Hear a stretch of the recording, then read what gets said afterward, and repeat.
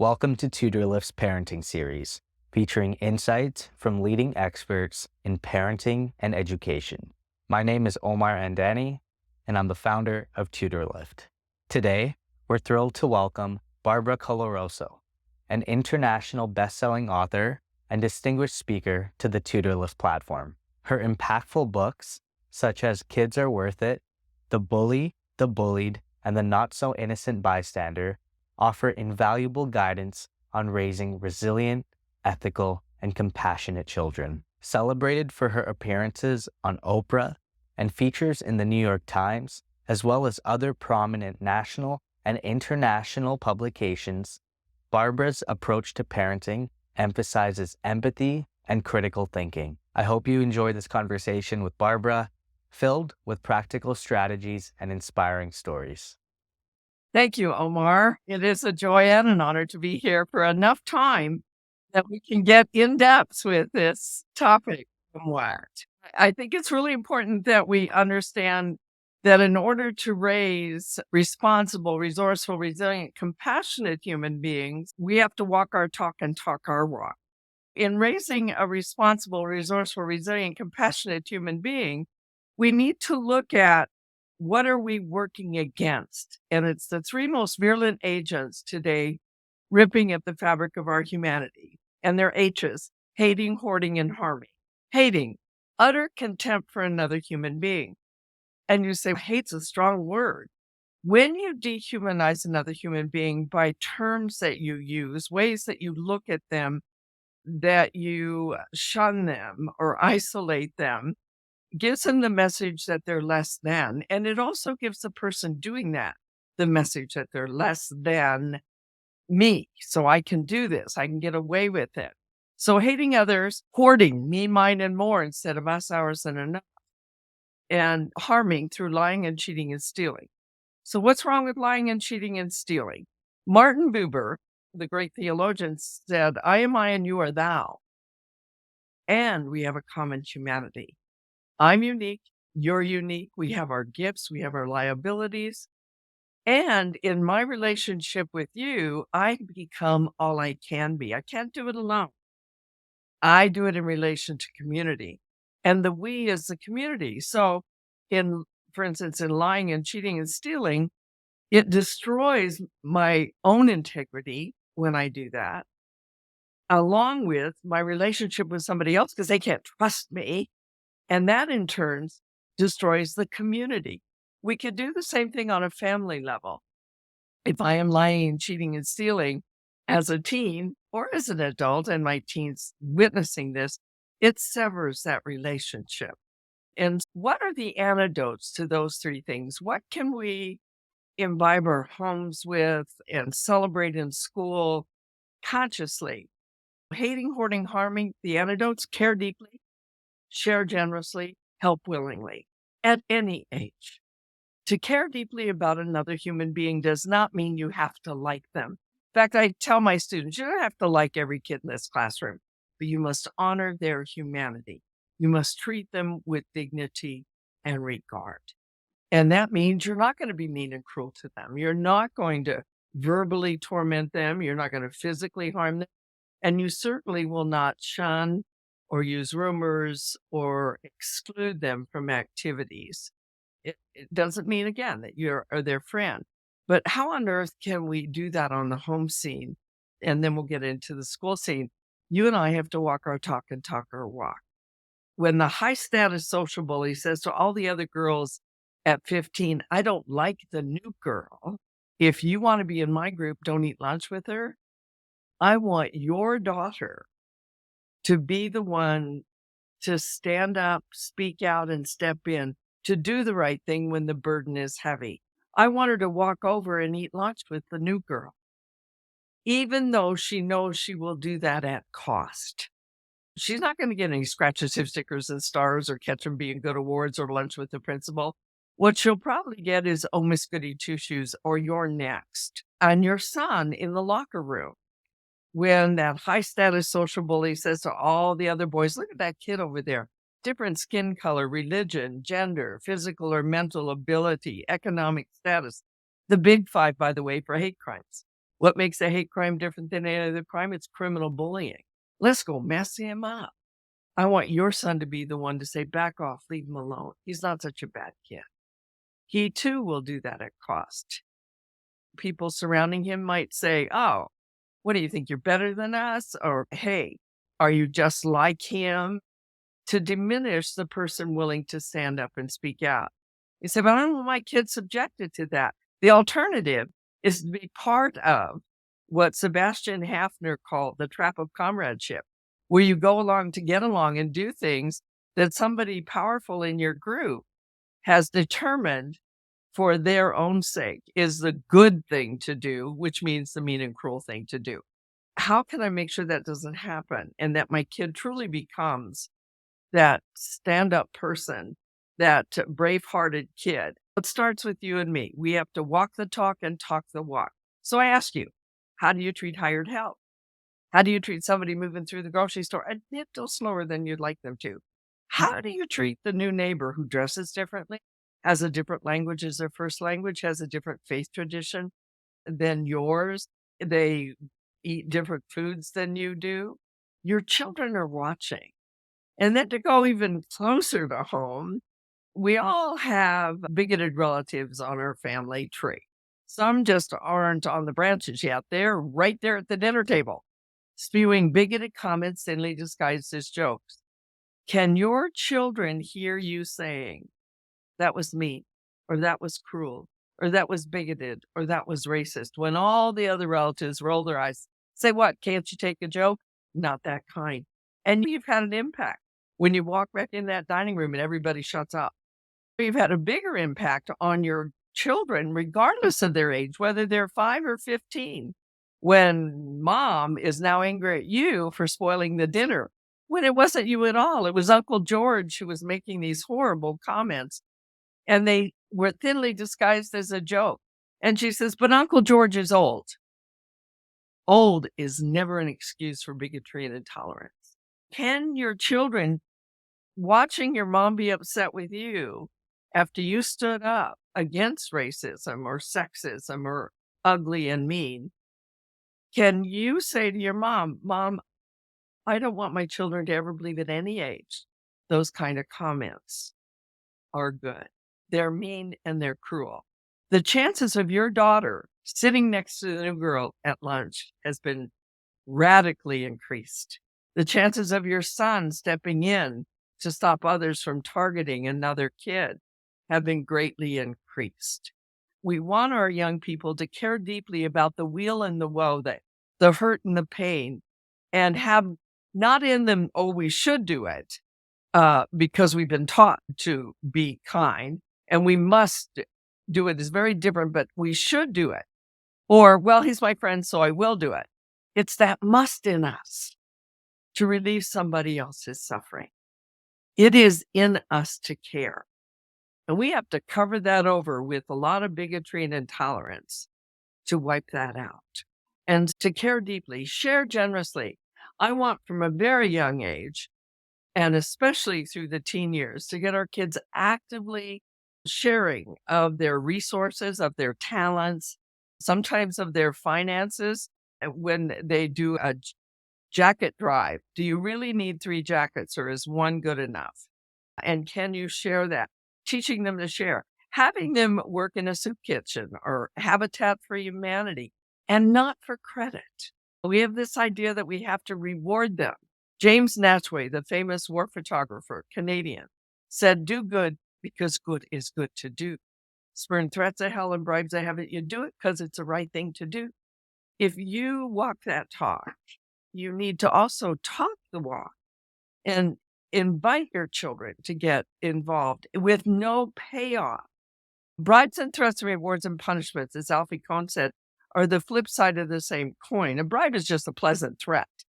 If you do all of these things, then we'll give you this, is also a subtle and pleasant way to say, if you don't do it, you're not getting that. And so I don't want praise-dependent, reward-dependent kids. And we'll get in later alternatives of what you can do instead of bribes and threats, rewards and punishment. A thank you is wonderful, to say thank you for walking the dog. He's been inside all day. Look how happy he is to be outside. Thank you for watering that plant. It was wilting and now it's standing strong. Thank you for inviting the new girl to go on this trip with us to the mall. So she feels a part of the group. She seems happy to be included. And I remember being a new kid and how tough it is.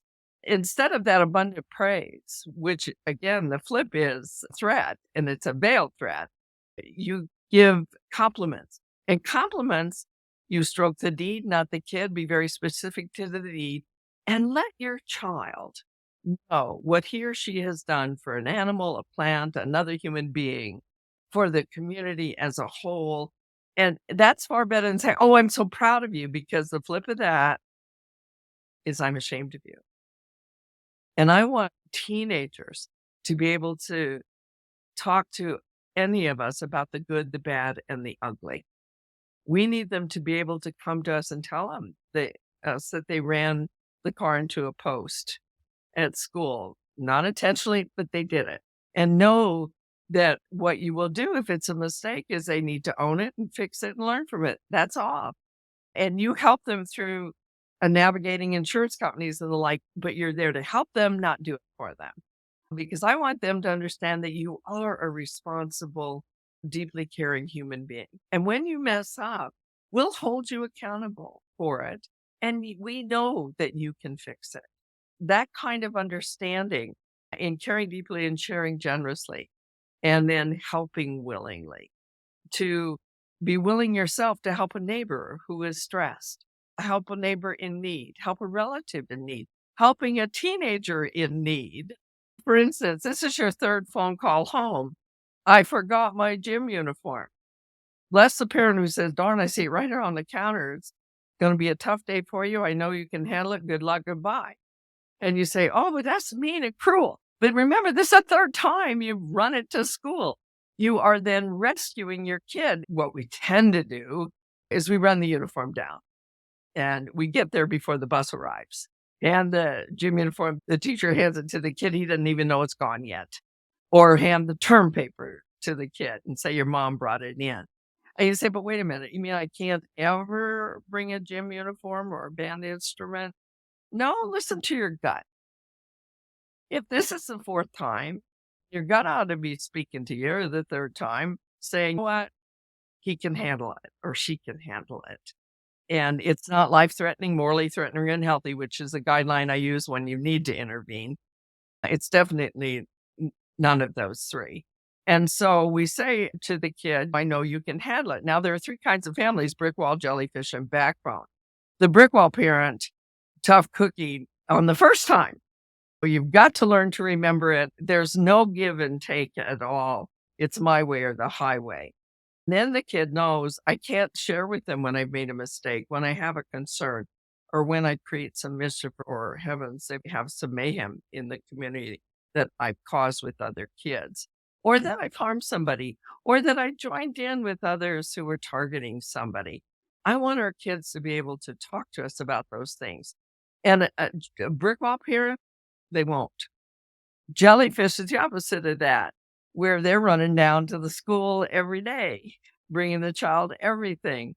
And a backbone parent says, "Yeah, once in a while you do. Once in a while, out of kindness and caring and loving, you can bring a gym uniform, a band instrument, or term paper, but listen to your gut. If it's the fourth time, your gut should be speaking to you. And your child needs to make out another plan for how they're going to remember it." And along with learning how to remember it, there is a time. My oldest called me one day and was in tears, and she said, "Mom, would you bring my backpack?" I was very busy. And I said, "Anna, what's in that backpack you can't live without?" And she started to sob. She said, "My Valentine's." Hey, it was second grade Valentine's. You know what? I brought it. There's a time you do it. Your 16-year-old's life has fallen apart in a matter of weeks. He is no longer on the varsity team. A new kid came in and took his place. His girlfriend is now dating his former best friend. He backed the car into a post at school, and it was the first time you let him drive the car to school. And these are new posts that he didn't see. And his English assignment, he left it. "Are you going to bring it?" I hope so. Because what that kid needs to know is we're here for you. We're here for you. You blew it with your paper, but life's falling apart right now for you, and we are here for you. Kids need to understand, whether we're educators or parents, that we're there with 6 critical life messages every day. I believe in you. I trust in you. I know you can handle this. You're listened to, you're cared for, and you're very important to me. Children need to hear that in lots of different ways every single day. And we are walking our talk. We're talking our walk. When we make a mistake, we own it. And we say, what I'm going to do is I'm going to own it, and I'm going to fix it, and I'm going to move on.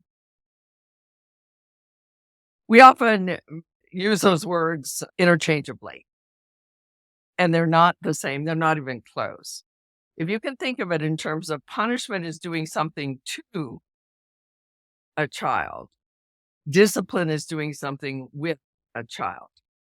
Punishment is adult-oriented. It's imposed from without. It arouses resentment and basically teaches kids to respond with 3 Fs: out of fear, fight back, or flee into themselves, afraid to make a mistake, or out the front door if they're teenagers. Discipline, on the other hand, if you go back to its Latin roots, to discipline with authority means to give life to a child's learning. It does 4 things punishment will never do.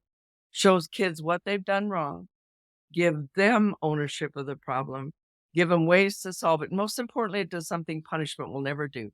It leaves a child's dignity intact. And we need to use discipline in 3 different kinds of situations: when kids make mistakes, when they create mischief, or cause mayhem. And you might be saying, why do we need discipline for a child who's made a mistake? Because we're still having that hat on of punishment. I must do something to him. But we know a mistake, you don't do anything to them. But with mischief and mayhem, we need to do stuff with them as well as when they make a mistake. It's just a different, very simple formula. It's that backbone parent. Now, if you look at the difference between a backbone and brick wall or jellyfish, brick wall is my way or the highway. And boy, do the clashes come in the teen years when they've been raised by a brick wall parent. And I've had people come up to me who have left a marriage with a brick wall spouse, and they say, but he's so controlling or she's so controlling, and be either. I say, I'm going to guarantee you one thing. They'll stop talking to the brick wall parent at puberty. They're not going to share the important things, the caring things. Yeah, but I have to put up with their grief when they come back from the other parent. Hang in there. They trust you enough to talk to you. And so celebrate that, honor that they feel safe enough in your presence. But we have the brick wall, my way or the highway. We have the jellyfish. Jellyfish, anything goes. I'll be there to rescue them. Jim Fay, a dear friend of mine who I'd worked with many years ago, coined the term that's now fairly prominent, helicopter parent, where you hover over the child to meet all their needs, and they never have to develop that sense of self in relation to other human beings because we're doing it all for them. Neither brick wall or jellyfish serves a child well. And you'll see a real rebellion in the teen years with both of those. Let's look at that backbone parent.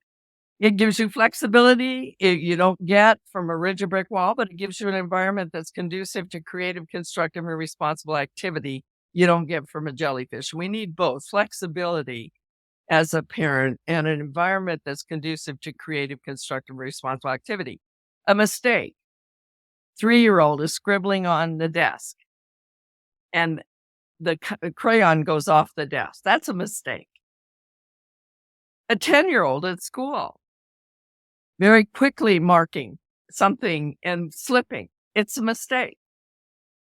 A 16-year-old in a lab class drops a beaker with caustic material. That's a mistake. They didn't throw it at anybody. They didn't intentionally break it. It slipped. That is a mistake. A 3-year-old with the glass. Be careful of the glass. Don't drop the glass. Crashes on the floor. That's a mistake. So how do the 3 kinds of families handle a mistake? Brick wall. You klutzy kid, I swear you're going to use plastic the next 30 years of your life. Get out of this kitchen right now. And I talk to preschool teachers about how they can identify a kid from a brick wall family very quickly.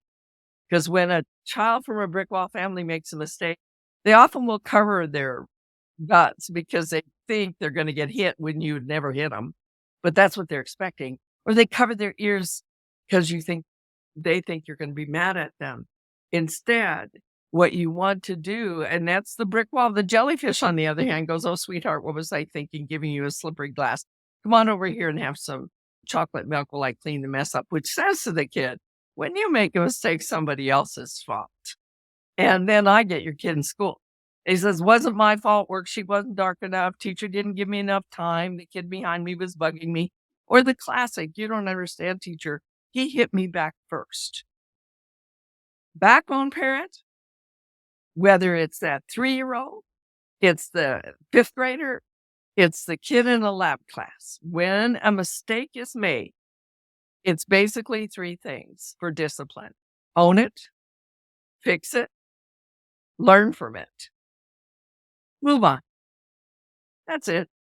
Because that, for instance, with the little kid, it would be, "Whoa, you dropped the glass. Run, get me a bag." 3-year-olds can't pick up glass, but they can hold a bag. You put the glass in, they help mop the floor up, and then you say, "Which of these glasses would you like to use today?" Letting them know that they can own it, fix it, learn from it, move on. At the lab class, the teacher, because I talk to teachers about, we are parent in absence. That's what we are considered. We have to behave the way a deeply caring parent would behave toward a child when the parent is absent. And in the lab class, the backbone teacher says, "Go get me the hazmat kit." Obviously, the kid can't pick up the caustic material, but they can get the hazmat kit. And then you can stop the class and show everyone how to deal with caustic material. It becomes a teaching tool here for them. Now, the kid still needs to replace the beaker, or if there are a dime a dozen and it's okay and it's not an issue for you, you can get one out of the cupboard, that's okay too. But he has to be involved, or she has to be involved with the whole thing of getting the hazmat kit and the like. Then they do that experiment with the beaker. Maybe they share it with somebody, but they come up with a plan to do it. And then the next time they have caustic material, we don't say, "Hey, Johnny, you remember you dropped it." No, you move on. Our son, Joe, made a goal in a major soccer tournament for the other team. He was a goalie. The forward got injured. He plays forward as well. So the coach pulled him out, put another kid in goalie. Joe got his goalie stuff off, ran out on the field, and fell on his shoelaces. And the ball's coming toward him. He gets up. He's a little flustered. And he goes down with full control of the ball and makes a beautiful left-footed goal as his goalie is going, "No, Joe. No, Joe, no." And it wasn't until he made the goal that he noticed that was his goalie. And here he has made the first goal for the other team in a major tournament. There were people on the sidelines who wanted him pulled and the like, but he had a wonderful coach. He said, "Joe, get over here." And Joe walks over. He says, "Coach, I'm sorry. I'm sorry." He said, "I don't want an I'm sorry. That was a beautiful goal. Now get out there and get one for us." That's a great coach, because what Joe had to do was own it, fix it, learn from it, move on. When kids make mischief at a mistake at any age, that's the basic formula we can have in our head. Own it, fix it, learn from it, move on. And nobody brought it up, except the coach did teach him. And he even said, "It was my error not to mention this to you, because it happens with goalies when you're pulled out and you go back in. Lean your shoulder into the goal you need to be going toward. And when you get out on the field, notice the colors of the uniform for the goalie. Forget everybody else but the goalie that's on the other team." That kind of information. I want kids to understand at all ages that when you make a mistake, it's very simple. You own it, fix it, learn from it, move on. Now, what if it's mischief? We had the scribble accidentally on the desk. We have another kid who does tic-tac-toe on the desk.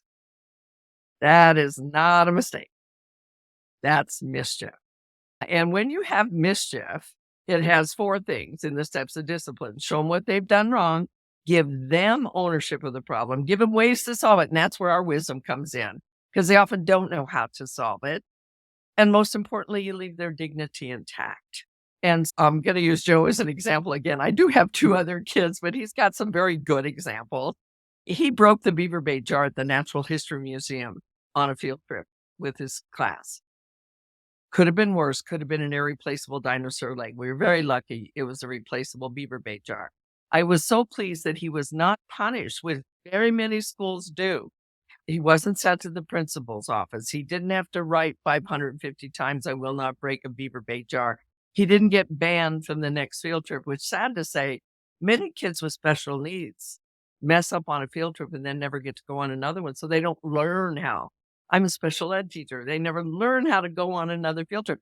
With my boys that I was working with, if they messed up, they had to have an adult with them on the next field trip so that they could go on that experience and yet be monitored and supervised.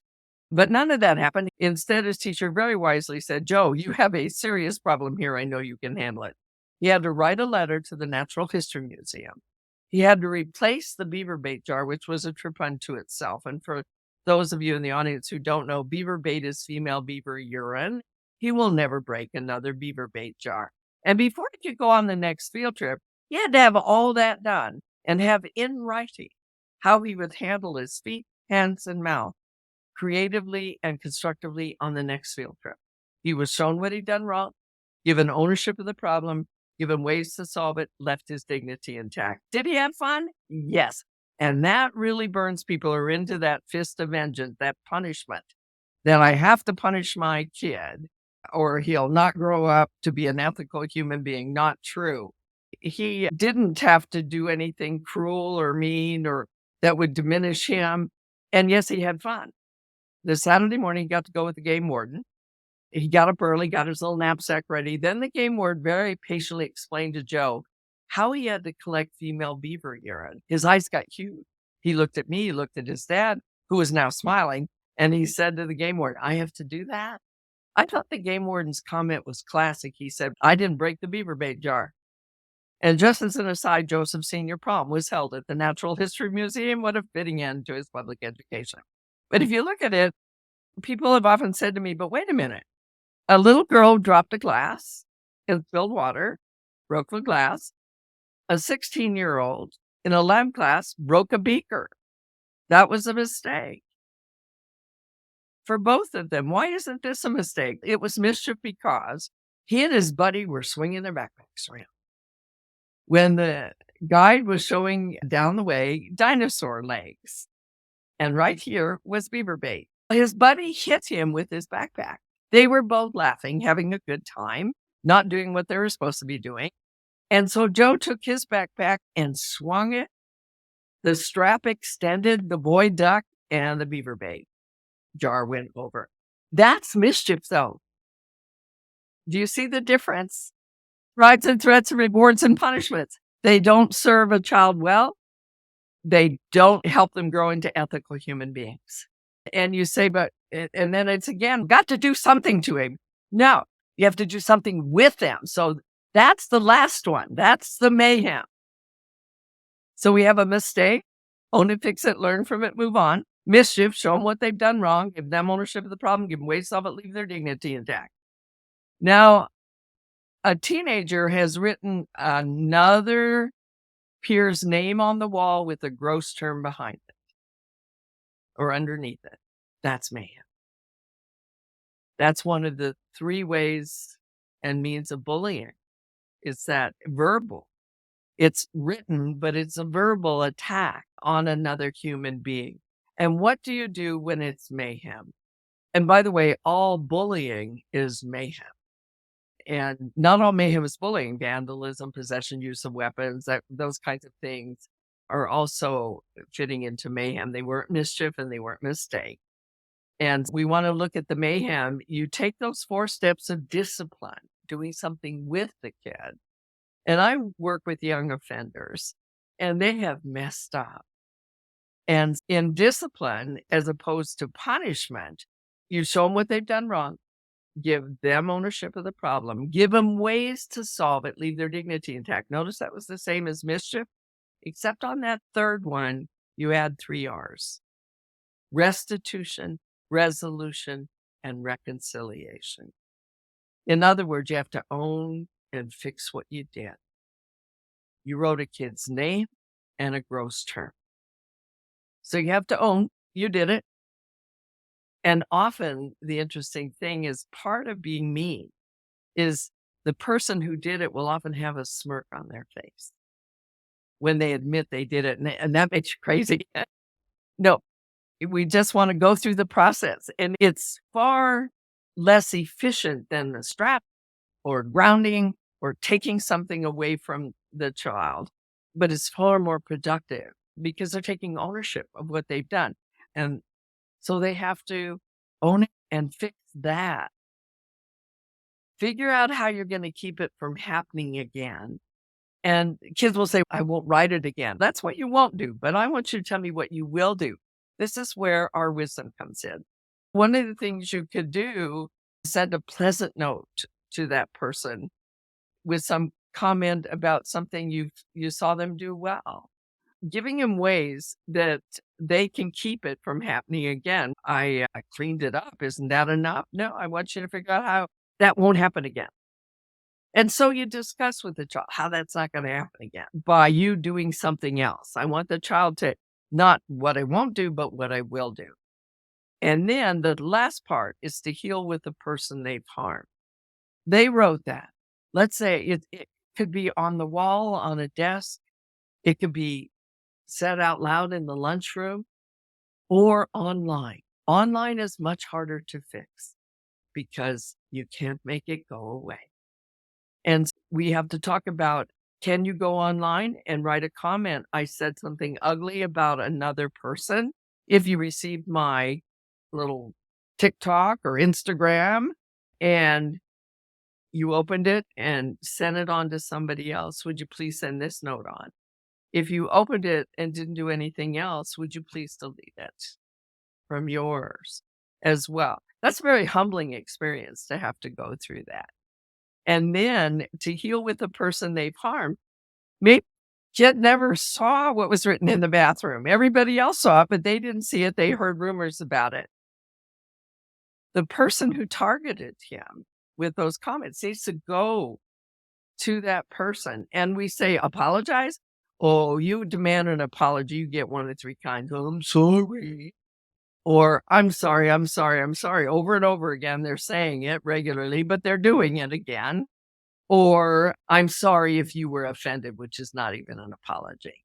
If they work through the process of discipline, it will be sitting down with that other person and saying, with an adult, whether it's happened at home or school or in the community. At school, it would be an educator sitting down with them, and that the person that targeted the other person would say, I wrote this on the wall, or I put this online. It was mean and cruel. This is how I'm going to keep it from happening again. And I would like to find some way to make amends to you. And these are some things I've come up with. I'd like you to join us for lunch because I noticed you've been eating lunch by yourself. And they didn't come up with that by themselves, by the way. That's where your wisdom helps them do that. And the other person we have also worked with and said, that was said about you. It was awful. It was ugly. This is what the other kid needs to go through. And then when you feel ready to sit down with them and they're ready to make amends with you, then we'll come together. What we do in that situation is we humble the person who did the mean and cruel, and we empower the kid who was targeted. And it's a world of difference in restorative practices instead of just say you're sorry. If you let kids rebel in the little things when they're younger, that affirms to them that they have agency in their life, they're less likely to take the big rebellions in the teen years that can be harmful. But I do encourage you to let your kids rest, recreate, and rebel from the time they're very young. We need to know that those 3 R's are very important for a healthy human being. If we'd like them to be very strong in their own core and realize they have agency. So let me give you an example of how you can start with that. And some of you in the audience may have young kids, and many of you may have teenagers. So I'll go all the way up. And you say, but oh my goodness, I didn't do any of this when they were younger. It's never too late. As long as you're both kicking and breathing, you can always say to your 15-year-old, you know what? I've assumed a lot of choices for you and responsibilities that could have been yours. And we got a little catch up to do before you leave home, because by the time you leave home, I want to be sure that you are making your own decisions, truly responsible for all of your own behavior, and not saying things like, it wasn't my fault, he made me do it. Red pajama, blue pajama. When my kids were little, I didn't say to them, do you want to go to bed or not? That is not a decision you give a 2-year-old. But I did say, do you want to go to bed now with your red pajamas or now with your blue pajamas? Giving them age-appropriate, ability-appropriate choices that they can make. It may seem very small, but it has a powerful impact. What if the kid comes in with blue bottoms and a red top? So what? It's not life-threatening, morally threatening, or unhealthy. You let it go. And then from the time they're little until they leave your home, you constantly increase responsibilities and decision-making, decrease limits and boundaries. So that by the time they leave home, they are making all of their own decisions. And that backbone discipline, the inner discipline, has grown. So it isn't because I should or shouldn't do something, but that I must do something. And so you go from red pajama, blue pajama, 3 outfits, pick one. Our youngest is an artist, and he used to put interesting combinations and love it. And so I'd say, here's 3 outfits, pick one. He'd come with the interesting outfits. So I made him a button. I dressed myself. He proudly wore that thing to preschool every day. And I didn't have to worry about what people thought about me. It's what he did. And it's okay. It wasn't life-threatening, morally threatening, or unhealthy. It takes a lot of parent guilt or embarrassment away when you're letting kids make their own choices. I can't tell you how many parents of teenagers have come up to me and said, we both survived his teen years because I remembered that dyeing his hair is not life-threatening, morally threatening, unhealthy, and it will grow back. It's knowing that the more you let them make decisions that are age appropriate and ability appropriate, there will always be ones you need to keep. But this is not one of them. Do they always have to be in a seatbelt? Yes. That's not even something we would ever dialogue about as being an option, because it's life-threatening if you're not. And then red pajama, blue pajama, 3 outfits, pick one. Here's your school clothes. Here's your play clothes. Pick something from your school clothes. And then by high school, they ought to be picking out all their own clothes. In fact, budgeting for what they'd like. And if they want to buy a pair of very expensive jeans and you've given your daughter an allotment for what she can spend on her clothes, and she decides to buy these very expensive jeans and a few other little things because she didn't have much left. When she realizes she has to wash those jeans out regularly, weekly, because she needs them to wear, she'll decide they were well worth it or not worth it. But it's her own. You're saying to that kid, I believe in you. I trust in you. I know you can handle this. Again, those 6 critical life messages. You're listened to, cared for, very important to me. But I can't tell you how many middle school parents have come up to me and said, would you look at this kid?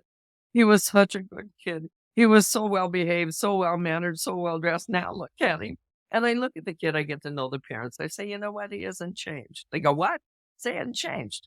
From the time he was little, he dressed the way you told him to dress, acted the way you told him to act, said the things you told him to say. He has been listening to people tell him what to do. He's been doing it. He hasn't changed. He's still listening to someone else tell him what to do. Problem isn't you. It's his peers. He hasn't learned how to think. He hasn't begun to believe he truly has agency. A child who believes they have agency are more willing to step in, more willing to help someone out when somebody else might object to it. And so it starts with very little things, young. And you say, again, I haven't done that yet. it's not too late to start. And you don't have to start with red pajama, blue pajama. You can start with your 15-year-old on, and you have a budget for the clothes and within school restrictions. And there's certain little guidelines we have, like you wear different things to the mosque or to the synagogue or to the church out of respect. You do that. So you're teaching them manners along with that. But it's really important that when a kid is really messed up, that whether it's home or school, that they go through those restorative practices. A mistake we make while we're on that is the failure to discern the difference between normal, natural, and necessary conflict and bullying. They are not the same. And Volpe from England did a 20-year longitudinal study on kids who had been targeted by their siblings. And we often dismiss it as conflict. It's normal, it's natural, it's necessary. And conflict is, but not sibling bullying. Let me give you an example. 2 kids fighting over a TV program or over a video game, whatever. Brick wall, stop it, turn that set off. Nobody's watching it. Who solves it? The parent solved it. The kid doesn't learn when you're not around, how do I resolve conflicts nonviolently? Liz Loescher from the Conflict Center said it so beautifully. Conflict is inevitable. Violence is not. So we have to teach our kids how to handle their conflicts nonviolently at home, school, and in the community. Now, the jellyfish parent says, oh, please, your brothers and sister, you're supposed to love one another. Don't do this to me. Nobody solves it then. Just try to push the guilt buttons on it with the kids. Doesn't work. But a backbone parent understands the slower you walk, the quieter you are, the better your chances of it being over before you get there. You won't have to deal with it. If it's still going on, though, you take the remote, turn the set off, and say, you're fighting. I always like to guess what they're doing. You're fighting, or what I caught them at. You're fighting. You may turn this set back on as soon as you both have a plan. Now, what do I need? Oh, plan. They never say it nicely. Oh, mom, we need a plan. Oh, dad, we need a plan. So don't count on it. But one of 3 things will happen. Again, you start them younger. It becomes habit for them, but it's never too late. 3 things they'll do. They'll either share, both get up and leave it, or come up with a plan they both can live with. As long as the one who came up with the plan does not use brute force or intimidation. If one says, I'm going to beat you up if you don't let me watch, you say, not a good plan. Did you notice I didn't say, don't you talk like that? I just say, not a good plan. I know you're fully capable of coming up with one that can work. That one won't. You see, right there, you're teaching him. And if he says you to the younger sibling, you let me watch this program today, you can have 2 tomorrow. Now you and the older kid know tomorrow's Saturday. Nothing's on. Don't say a word. This is not the teachable moment. Comes the next day when the younger one goes, there's nothing on. Now is the time, the teachable moment for that kid. But if I would say to the older one, that's not fair, he can rightly say you're always rescuing the younger one. Instead, he wasn't doing anything harmful. He just negotiated with his brother and said, let me watch this one. You can have 2 tomorrow. The other one needs to get more savvy. So I go up to him and I say, I notice you're giving in to your big brother a lot. Would you like to learn a few good lines? And I teach him the lines. I'm willing to let you watch this program today if I can have one on Monday, one on Tuesday, and I want it writing. You teach that kid to do that, nobody's going to walk all over him. But that's conflict. That's normal. Next time your children fight, I want you to say to yourself, they're normal. Children who do not fight grow up to make lousy spouses. If any of you are married to somebody who doesn't like conflict, you know what I'm talking about. Keep the peace. Don't bring it up. Let it go. No, we need to face it front on and learn to deal with it nonviolently. That's conflict. Normal. However, the 12-year-old has the 7-year-old's arm up the back. We're not talking a yoga pose here. Kids in screaming at the top of his lungs, in pain. You rush in there, and as soon as your 12-year-old sees you, she drops her brother's arm and starts comforting him. And you say to the younger one, what are you screaming like that for? And the way your daughter looks at your son, because bullying has to do with intimidation, that son knows if he says anything right now, since bullying happens under the radar of adults, he'll be in a whole lot of trouble when you're not around. So he says, "Oh, nothing, Mom, nothing." Quit screaming like that. We have just retargeted the target. But step back a moment. When you walked in there, you saw something you wished you hadn't seen. You saw your daughter smile before she saw you. That's cruel. That's bullying, a conscious, willful, deliberate, hostile activity intended to harm, where you get pleasure from somebody else's pain. World of difference from a conflict. The big mistake we make at our schools is that we tend to deal with everything as a conflict. And so a girl comes and says that this other girl did something online, spread an ugly rumor, called her a gross name in English class, and tipped her books. And so you sit the two girls down and we have conflict resolution to use.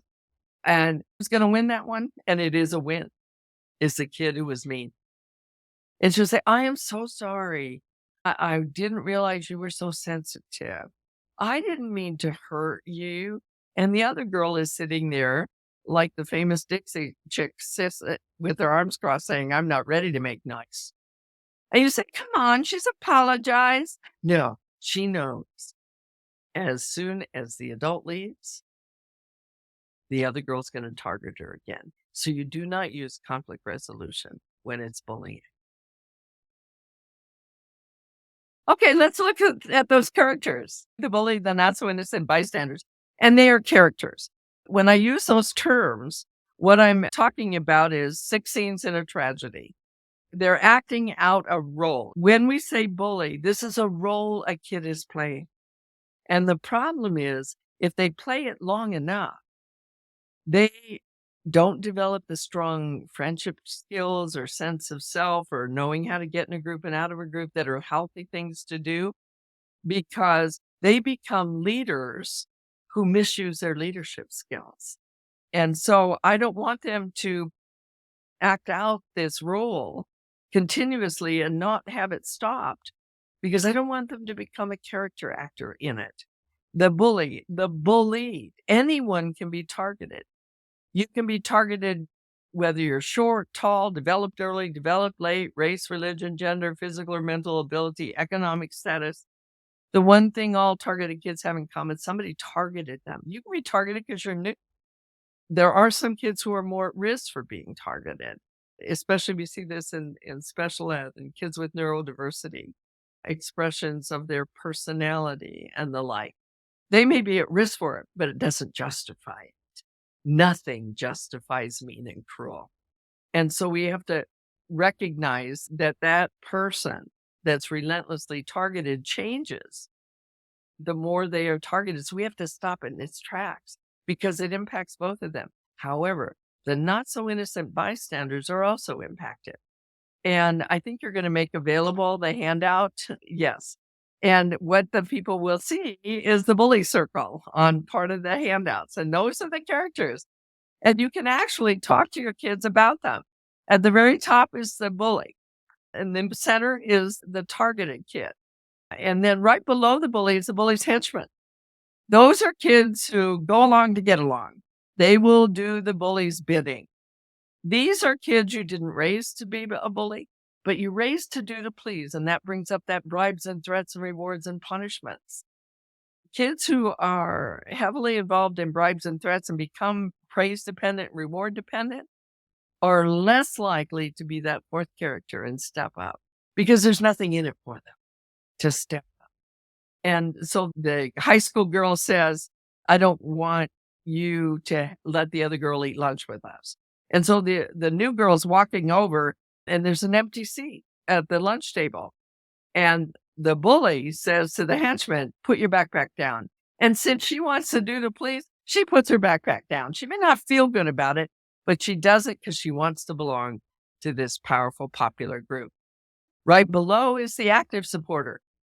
They're the ones who grab their cell phones and take a picture of it and post it on TikTok as the girl's walking over and her face gets sad when the other girl puts the backpack down.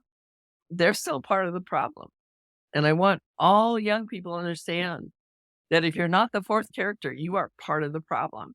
And then the passive supporter is the one who opens up the TikTok account and laughs. They're getting pleasure from a girl being in pain. The backpack get put down right in front of her, so she couldn't sit there. Right below is a disengaged onlooker, which can be you and me, who turn a blind eye and say, "Oh, boys will be boys, girls just want to be mean as part of growing up." No, should not be part of growing up. Martin Luther King is noted for saying it's the silence of those who did nothing when others were being harmed. And then on the upswing is the potential witness. That's a kid you did raise to act with integrity and civility and compassion. But they're afraid of the bully. They're afraid if they step in, they'll mess it up for the targeted kid. They're afraid if they step in, they'll mess it up for themselves. It'll get worse. Or they're simply afraid. Those are all valid reasons, but they're also excuses. They don't feel so good. These were reasons they didn't step in, and they certainly are valid. However, to make that pain go away, that headache go away, they start to justify why the bully did that to the other. She deserved it. She is a dorky. The bully's my friend. I've never seen her act like that again. And pretty soon what happens when they go through the excuses is, poof, the headache's gone. And they are complicit in it because they did nothing. At the very top, again, are the kids we want. The brave-hearted kid who is a witness, resistor, defender, witness, sees it and tells an adult that this is happening to that targeted kid. Resistor, the kid who says to the kid who's doing the bullying, "Look, leave him alone, back off, he's not such a bad kid." Or the defender, the kid willing to stand in, right in between the other two, or to go and sit down at the table and say, "You know what? I'd love to have lunch with you." They do that at cost. So we have those characters. And then bullying, just to very briefly go through it, there are 4 ways and 3 means. And then we'll get into what are the signs with kids that they've been targeted and why don't they tell us? There's lots of reasons they don't tend to tell an adult. And they're valid, especially the older the kid gets. And there are 4 ways. It can be a one-time significant event. I always marvel that so many of the older definitions say must be continuous, repeated over time. I think once dunked in the toilet ought to count. We don't need it to happen 4 times before we say, they're being bullied. No, a one-time significant event. If we stop it in that one time, we will rarely see the others, the continuous repeated. The second is the continuous repeated. The third is hazing, a ritualized initiation intended to denigrate, dehumanize, or take the dignity away from somebody so they can join a group. And you say, but they went along with it. It is such an important pull to belong to a group that we need community. And kids will do horrible things in the teen years and the young college years just to belong. And some have done it, sadly, to their death with the drinking excess water, excess alcohol, and the like. Hazing by its nature is bullying. And we have a one-time continuous repeated hazing and the one that gets all of us. And this is a whole discussion unto itself. Cyber technology or digitally enhanced bullying. We used to say the online world and the real world. We can't say that anymore. It's the online world, offline world have become our young people's reality. And for many of us, a reality. They have merged, and the impact they can have for good and the impact it can have when a kid has been targeted can be devastating and at times life-threatening. And so we have to take those seriously. But what are the 3 ways, the means of doing it?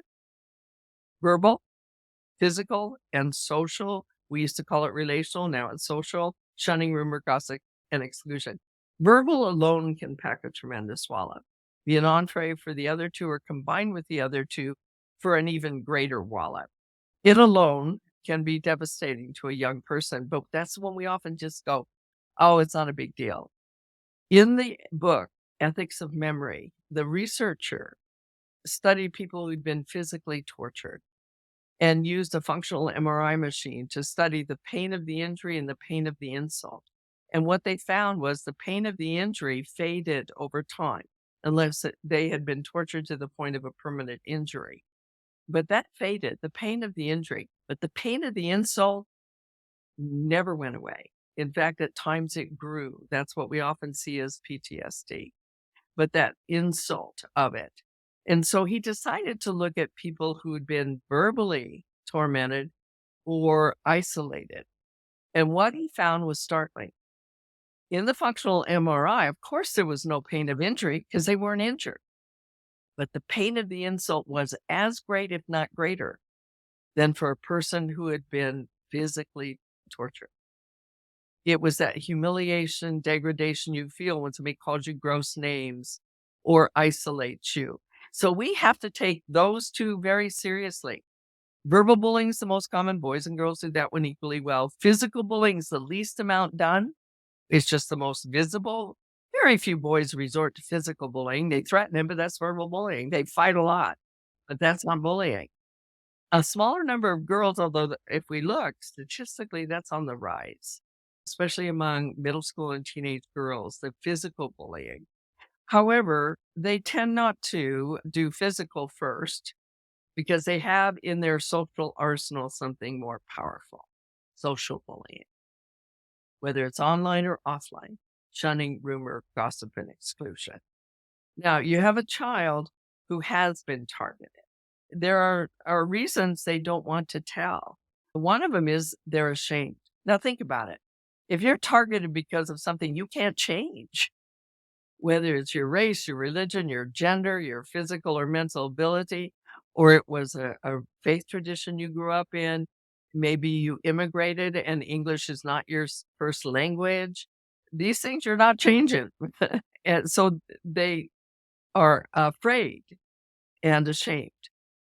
And they're afraid of retaliation if they tell anyone because they've seen it happen, because the adults have handled it poorly when they've reported what's happened. They go to the kid who did the bullying and the kid says, I didn't do it. I didn't. She's lying. And since it was verbal, it's not such a big deal. Yeah, it is a big deal. And we have to address it seriously. They're ashamed. They're afraid. They also don't think anyone can help them or will help them, because when they reported it, they said, well, if we don't see it, we can't deal with it. If we have an attitude, we don't see it, we're not going to deal with it, right off dealing with bullying. Because remember, it tends to happen under the radar of adults, and it's about intimidation. And they don't think anyone will help them. They don't think anyone can help them. Because when they reported it, they're told, walk down another hallway, find another place to eat if you don't like what's going on in the lunchroom. Avoid or ignore the bully. I can't tell you how often I've heard that or seen it in anti-bullying programs. Lakoff has a book, Don't Think of the Elephant. What'd you just think of? An elephant. So you say a kid, ignore it, and it eats at them. And by the third scene in this tragedy, especially when they're middle school and high school, starts to eat at them. I am dumb. I am stupid. I am no good. They've been dehumanized enough that they even change in their body posture and in their voice because nobody's helping them. They said, ignore it or avoid. Now, I don't tell kids to get in the bullying's face, but I do say, don't make it a plan to get in their way. But Trevor Romaine wrote a wonderful book called Bullies Are a Pain in the Brain. It's a children's book, but anyone can read it. He said, if there are 6 on one run, you look silly, but you look alive. So there's a time to get out of there, but we tell them to avoid or ignore. And I have to ask, why then on the bus, when a kid is targeted, do they have to sit in front of the bus? Why aren't the kids who are targeting him sitting at the front of the bus to be supervised? Why does a kid who's catching grief in a certain class have to change classes? Why isn't the kid who's doing the grief having to? So those are things that we need to look at. They also are so sure that ratting on their peers is not cool because we taught them from a very young age that ratting on their peers is not cool. Don't tattle. And this is where I talk about the difference in wording, the difference between telling and tattling. If it's going to get somebody in trouble, don't tell me. If it's going to get somebody out of trouble, tell me. If it's ever both, bullying always is, I need to know. You know, those self-appointed playground monitors. Mrs. C, Johnny's on the swing. He's not supposed to be on the swing. He didn't share yesterday. That's tattling. But if it's okay for Johnny to be on the swing, he leaps off the swing, his coat is caught, he's hanging on the swing. Tell me, that's going to get him out of trouble. Now, if he's not supposed to be on the swing and he's hanging on the swing, tell me it's both I need to know. You teach little ones that, they get it. So when they're in their teen years, they can look at in, out, or both. Their friend wants to drive drunk, and you need to wrestle him for the car keys. He's not going to be happy with you, but because it's the right thing to do. And we need to make sure that our kids understanding that ratting on their peers, we understand culturally and the like, that they may not be cool, but we need to teach them the difference between the two. So those are reasons. Now, what are signs that your kid's been targeted? One of them is doing anything out of the ordinary. They always love to go to school. Now they don't want to go to school. They have headaches, but not on holidays. They want to avoid a certain class, so they're ditching. Those are signs something's going on. They don't have anything pleasant to say about their peers because you told me not to say anything not nice about it. No, they don't want to talk because they have nothing good to say. Their artwork, it's scary. And this is where you have to really understand the art, maybe seek out someone in your school or the like. If you are concerned, listen to your gut. We need to look at the signs where one parent of a teen, he had forgotten his coat at school. Instead of walking in through the front of the school, he walked around. And when he came back out with his coat, his mom said, "Why didn't you just go to the front door?" He said, "It's better that way." That I know. That was a sign. And she caught it. She listened beyond the words. There must be something. She said, "Son, talk to me about it. Tell me about it." It needs to be safe to tell. It needs to be safe for them at home that they know that you will not go running to the school and the school makes it worse. They need to know that you, especially as they get older, that they can handle it. Mom or dad will be there with you. When they're younger, it's mom and dad learning to handle it and going with the kid. But the kid's always involved in some way of making a plan for the targeted kid. What you do with the kid who was doing the bullying is those 3 R's. That's the beginning. Many schools use positive behavioral intervention strategies. Those are great. Other schools use punishment. Neither of those work. And what you need to do is get rid of the punishment, use the positive behavioral intervention strategies after the 3 R's, where a kid is held accountable for what they've done and found out what to keep it from happening again and made the attempt to heal with the person they've harmed. And you have to remember in bullying, there is always an imbalance of power. And it doesn't have to be size. It can be gender, it can be status, or it can be numbers. 6-on-1 is not a fight.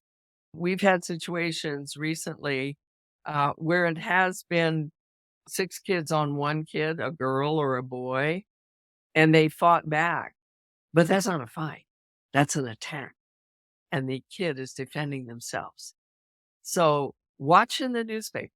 When you see 6-on-1 or 5-on-1 or a bigger on a smaller, and they call it an attack, a fight, then they hold the kid who struck back defending themselves as accountable as those that attacked them. We have to use the right language. This was an attack. And a bunch of girls ganging up online against a girl or spreading an ugly rumor, that's an attack. And so it's important that we recognize that. So there's an imbalance of power. There's always the intent to harm. And in that intent, it's about getting pleasure from the pain that they inflict on the other person. And so with that intent to harm, we often see the smirk. There's always threat of further aggression. All that 12-year-old had to do was look at the younger sibling, and that sibling knew, I better not say anything to mom or dad because of the intimidation. So there's threat of further harm. If we don't deal with that at home and at school, we get terror. Then you have a child who's terrorized, afraid to go to school, afraid to get involved in activities. And in things that where they'd never been harmed before, they're afraid to even venture out in those because it could happen because nobody did anything in the beginning. First of all, you do very same thing as red pajama, blue pajama.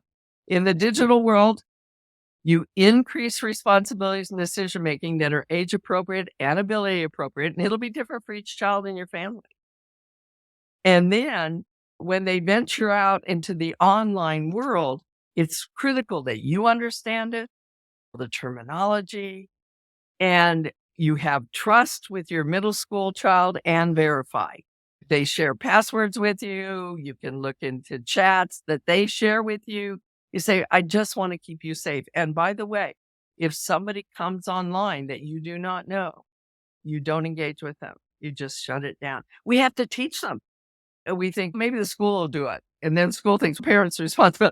If there's a class being held to get digitally savvy for your teens, go to it. Because I'm a grandmother and my grandchildren are teenagers. And I've had to be as up to date. And they know more. Even just getting them to teach you things about the internet, teach you about chat rooms. You can then, while they're teaching you, you can impart some wisdom about safety. It's a neighborhood. Brick wall says, I'm not letting my kids on at all. Jellyfish says, it didn't bother me. First of all, you didn't have it. You didn't live in this world that they're living in right now, where kids can, with AI, artificially morph your child's face onto a horrific body and use the child's voice in AI. So we need to know the safeguards. And those middle school years are critical for developing limits and boundaries, expanding them a bit, but also with the verifying. Let's talk about what you've done online. Play games with them online.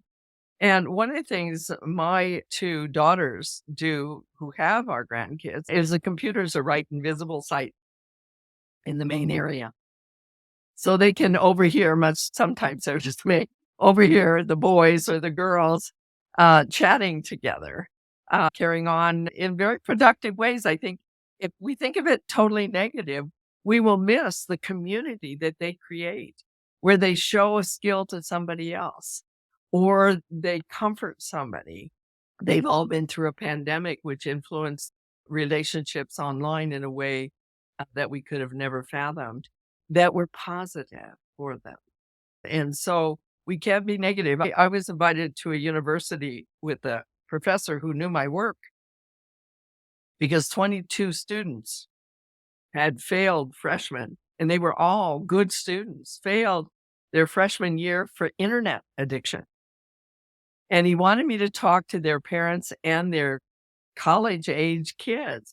And what I found in the interviews, every one of those parents were brick wall. They controlled it totally till they left home. So when they left home, they hadn't developed that structure of limiting their own time and being aware and searching out sites and shutting it down. It was a part of their lives. But with these kids, it was their life. And then he said to me, did you find any jellyfish parents? I said, no, because those kids wouldn't have gotten into this school because they would have had to put a portfolio together and a lot of things together. But these parents had controlled their teens around the internet and their cell phone use to the point where they did not have agency themselves. And it's important as they grow older that you increase it. Now, let's say they mess up. Then you go to the 3 hours. Remember, if they mess up, it's probably in relation to being mean and cruel online. It might be the targeted kid who believes they've messed up because they were corresponding with somebody they thought was a 15-year-old, but they were 32. And that's a mistake for them that could be deadly. And we want to say to them, you can come to us about anything and be aware and talk to them about, and they might write you off, but they're listening.